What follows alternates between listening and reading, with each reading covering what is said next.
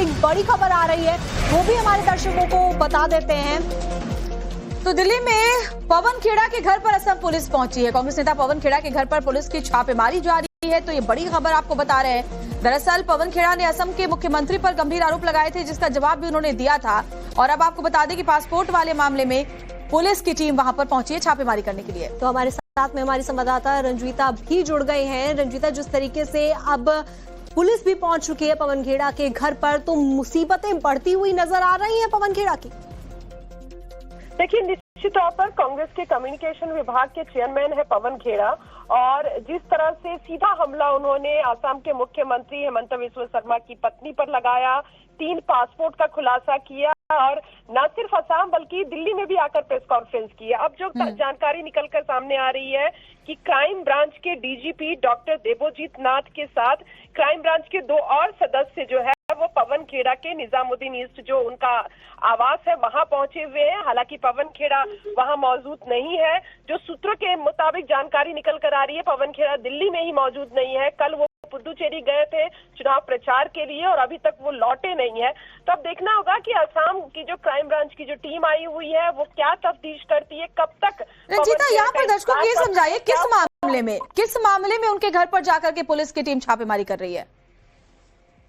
ये मामला शुरू हुआ है असम विधानसभा चुनाव में। जो बड़ा खुलासा पवन खेड़ा की तरफ से किया गया, उन्होंने जो हेमंत बिस्वा शर्मा की पत्नी है उनके 3 पासपोर्ट का जिक्र किया। ये बताया कि किस तरह से अलग अलग जो बिजनेस है, चाहे वो दुबई में उनके घर की बात हो या फिर अलग अलग बिजनेस में वो पार्टनर है, एक बड़ा आरोप लगाया गया। और उस समय ही एक मानहानि का केस किया गया, एफआईआर की गई, और उसी समय मुख्यमंत्री की तरफ से ये कहा गया था कि पवन खेड़ा जो है अब उनसे इन तमाम चीजों पर अगर वो ये बात कह रहे हैं तो उन्हें साक्ष्य भी देना होगा, और इसको लेकर जो कानूनी कार्रवाई है वो कानूनी कार्रवाई अब जो है वो की जाएगी। उसी के तहत बताया जा रहा है। हालांकि अभी तक क्राइम ब्रांच की जो टीम आई हुई है उनसे हमारी बातचीत नहीं हो पाई है, लेकिन जो खबर निकलकर सामने आ रही है, जो सूत्रों के हवाले से खबर आ रही है, ये पूरा मामला असम में जो उन्होंने प्रेस कॉन्फ्रेंस किया है और मुख्यमंत्री की पत्नी पर जो आरोप लगाए हैं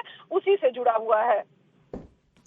जी बिल्कुल, तो देखिए पुलिस की टीम पहुंची हुई है पवन खेड़ा के आवास पर दिल्ली स्थित, और यहां पर आकर के आपको ये भी बता दें कि क्राइम ब्रांच के डीसीपी डॉक्टर देबोजीत नाथ असम क्राइम ब्रांच के 2 सदस्यों के साथ इस समय पवन खेड़ा के निवास पर मौजूद हैं। तो रंजीता, जाहिर तौर पर अब कांग्रेस यही कहेगी कि ये बदले की राजनीति से की जा रही कार्रवाई है।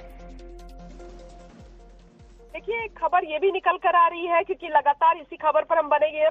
पवन खेड़ा एक प्रेस कॉन्फ्रेंस कर सकते हैं इस पूरे मामले को लेकर। कहा जा रहा है कि उसकी तैयारी भी चल रही है कांग्रेस पार्टी में, और जल्द ही वो प्रेस कॉन्फ्रेंस दिल्ली में भी किया जा सकता है और असम से लेकर भी किया जा सकता है। हालांकि जो बदले की बात कह रही है कांग्रेस के नेता पवन खेड़ा के बचाव में आते हुए कह रहे हैं, क्योंकि अभी कुछ देर पहले हमारी कांग्रेस के प्रभारी और उत्तर प्रदेश के अध्यक्ष, पूर्व अध्यक्ष रहे अजय कुमार लल्लू से हमारी बातचीत हुई, और उन्होंने भी यही कहा कि पूरा असम जानता है कि किस तरह से हेमंत बिस्वा शर्मा और उनकी पूरा जो परिवार है वो भ्रष्टाचार में लिप्त है, और इसी बात का उजागर कांग्रेस पार्टी ने किया है। और चुनाव कांग्रेस पार्टी की तरफ से जो लीडर्स हैं वो भी लगातार ये बात रखते रहे हैं सामने कि जिस तरीके से जो आय से अधिक संपत्ति है वो भी है, उसको लेकर कोई भी जानकारी नहीं दी गई है, और जब असम के चुनाव हो रहे हैं उस दौरान भी ये जानकारी साझा नहीं की गई है, और ऐसे में इसमें जो दिक्कतें हैं वो आगे बढ़ सकती हैं। रंजीता, माफ कीजिए आपके पास आएंगे, लेकिन हमारे साथ हमारे सहयोगी अनुज भी इस वक्त जुड़े हुए हैं। अनुज, क्या जानकारी मिल रही है छापेमारी को लेकर, क्या अपडेट फिलहाल? देखिए, फिलहाल असम पुलिस की 4 सदस्यीय टीम जो है वो पवन खेड़ा के घर पर पहुंची हुई है, और जाहिर तौर पर जो एलिगेशन है उसको इन्वेस्टिगेट करने के लिए असम पुलिस यहाँ पर पहुंची हुई है। दिल्ली पुलिस की टीम जो है वो असिस्ट करने के लिए मौजूद है। जाहिर तौर पर जब भी किसी दूसरे राज्य की पुलिस जो है वो किसी दूसरे राज्य में जाती है तो उस दौरान लोकल पुलिस असिस्ट करने के लिए वहां पे मौजूद होती है। तो फिलहाल असम पुलिस की टीम जो है वो 4 सदस्यीय टीम वहां मौजूद है, और जो एलिगेशन है उसके अकॉर्डिंगली जांच की जा रही है, पूछताछ की जाएगी निश्चित तौर पर, क्योंकि जो आरोप लगाए गए थे। जी अनुज, आपके पास लौटेंगे। इस बीच हमारे साथ में बीजेपी के प्रवक्ता प्रदीप भंडारी भी जुड़ चुके हैं।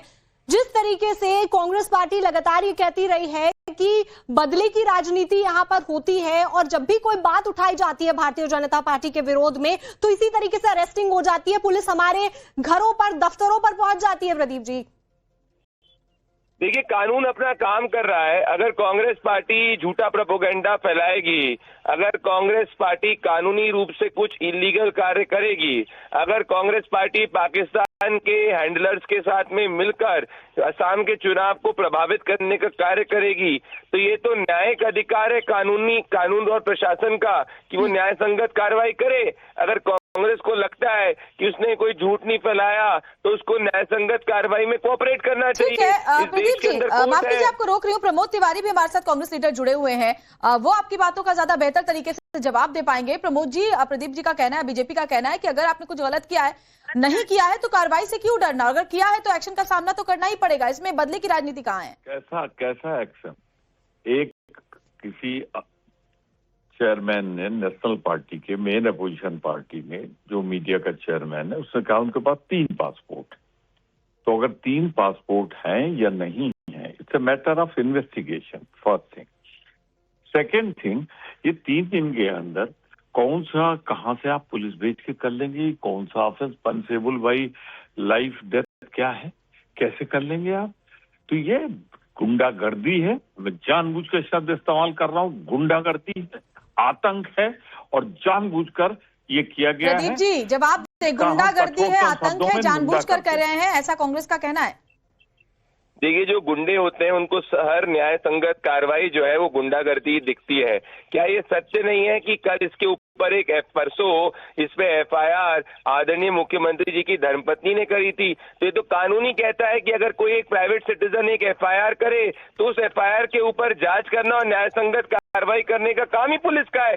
अब कांग्रेस पार्टी को इस बात से चिढ़ मच चुकी है कि पहले जब कांग्रेस का शासन था, ये कानून को तोड़ते थे तो कानूनी कार्रवाई नहीं होती थी। अब कानून का शासन है तो एक प्राइवेट सिटीजन जो आदरणीय मुख्यमंत्री जी की धर्मपत्नी है, अगर उन्होंने एक एफआईआर दर्ज करी है तो क्या आप मुझे बताइए कि इस देश का कानून ये अधिकार नहीं देता पुलिस को कि एफआईआर के ऊपर जांच करे? ये तो न्याय संगत कार्य हो रहा है। कांग्रेस पार्टी जिस तरीके से वो कह रहे हैं, कानून की बात वो कर रहे हैं कि कानूनी कार्रवाई तो हो रही है। मैं इसे कानून की कार्रवाई होती तो इन्वेस्टिगेशन होता, चार्जशीट लगती। अभी परसों का इंसिडेंट है, आप मौका देंगे, ये भी तो अपनी बात कहेंगे कि आप उनको गिरफ्तारी के लिए आसाम से यहां पहुंच गए। मैं सिर्फ सीधी सी बात करना चाहता हूं, ये आतंकवाद है और दुरुपयोग है। देखते रहिए।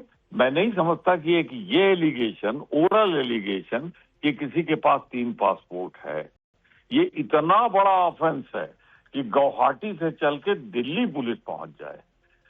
पहले तो आप इस पे मुकदमा चलाएंगे, मुकदमे में वो कार्रवाई होगी, इन्वेस्टिगेशन होगा, या ऐसे कर लेंगे? कोई आपने एक आतंकवाद फैला रखा है। मैं इसकी कठोरतम शब्दों में निंदा करता हूं। हर बुराई का अंत होता है, भाजपा रूपी बुराई का भी अंत। प्रदीप जी, टाइमिंग पर वो सवाल उठा रहे हैं कि असम में चुनाव होने वाले हैं, अभी हाल में उन्होंने आरोप लगाए और उनके ऊपर इस तरह का एक्शन।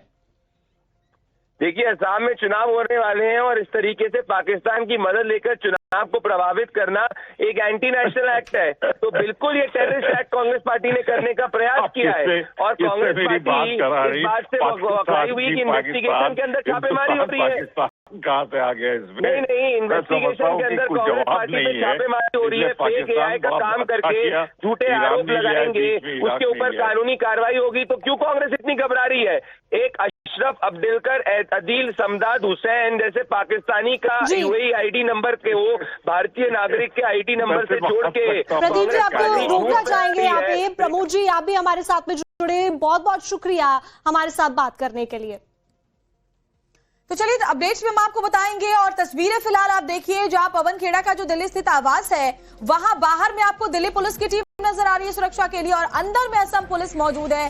अंदर जाकर के छानबीन असम पुलिस की टीम यहां पहुंची हुई है और कर रही है। और जब भी दूसरे राज्य की टीम आती है इस तरह से इन्वेस्टिगेट करने के लिए, जो लोकल पुलिस होती है वो भी उनका सपोर्ट करती है। पवन खेड़ा का घर है दिल्ली में निजामुद्दीन पर, और ये तस्वीरें फिलहाल उनके आवास के बाहर की है जहां दिल्ली पुलिस के जवान आपको नजर आ रहे हैं। तो ऐसे में निजामुद्दीन ईस्ट में उनका घर है, जिसके बाहर यहाँ पर दिल्ली पुलिस मौजूद है और अंदर असम पुलिस छापेमारी कर रही है, खंगाल रही है दस्तावेजों को और बातचीत भी की जाएगी। अभी हालांकि जो जानकारी मिल रही है उसके अनुसार पवन खेड़ा घर पर मौजूद नहीं है।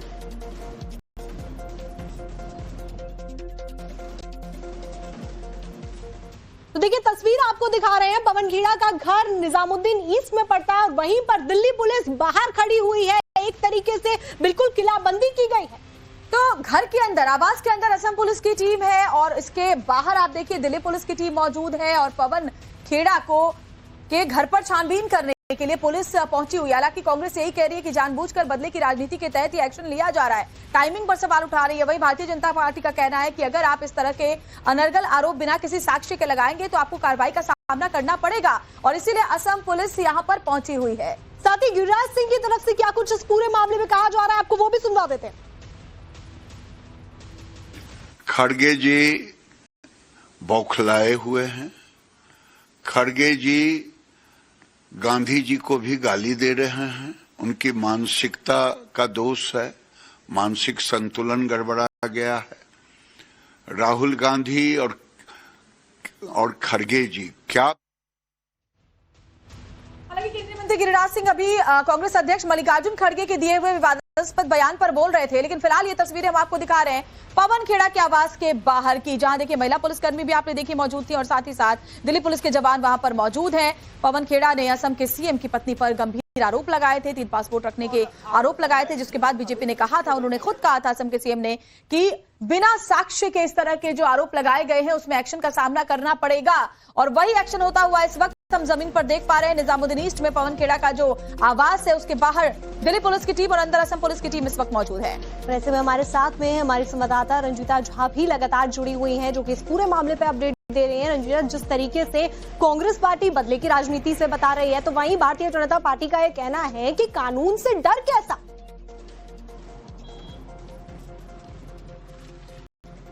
बिल्कुल, देखिए असम में विधानसभा चुनाव है और उसकी धमक या कहें या फिर असम चुनाव को लेकर जो गहमा गहमी है वो दिल्ली तक पहुंच गई है, क्योंकि कांग्रेस के कम्युनिकेशन विभाग के चेयरमैन पवन खेड़ा ने गंभीर आरोप लगाए थे असम के मुख्यमंत्री हेमंत बिस्वा शर्मा की पत्नी के ऊपर। उन्होंने ये कहा था प्रेस कॉन्फ्रेंस में, और वो प्रेस कॉन्फ्रेंस न सिर्फ दिल्ली बल्कि असम में भी हुआ। गुवाहाटी में उन्होंने प्रेस कॉन्फ्रेंस किया और आरोप ये लगाया कि 3 विदेशी पासपोर्ट हेमंत बिस्वा शर्मा की पत्नी के पास है, अलग अलग जगह इन्वेस्टमेंट है उनकी, और ये दस्तावेज जो है वो कहीं ना कहीं बताया जा रहा है, जो सूत्र बता रहे हैं कांग्रेस की, कि उनको बीजेपी के ही नेताओं ने दिया है। ये एक बड़ा डेवलपमेंट जो है वो बताया जा रहा है और उसी के सिलसिले में जो पवन खेड़ा का घर है निजामुद्दीन ईस्ट में, वहां असम की क्राइम ब्रांच की पूरी टीम पहुंची हुई है उनसे सवाल जवाब करने के लिए, क्योंकि ये इशारा सोमवार को हेमंत बिस्वा शर्मा ने दे दिया था कि कड़ी कार्रवाई कर सकते हैं, क्योंकि ये पर्सनल अटैक है और न सिर्फ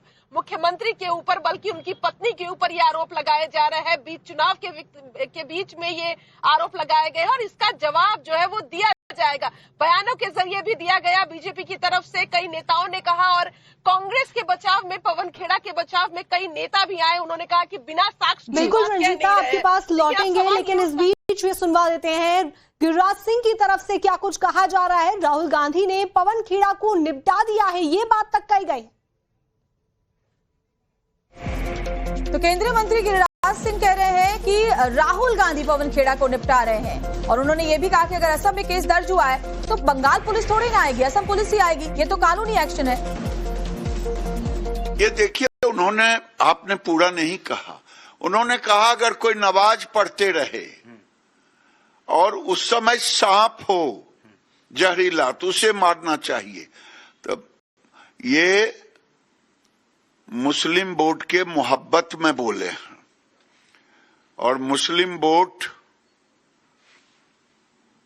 के मोहब्बत में बोले हैं। जहरीला सांप तो देश के लिए कांग्रेस ही है।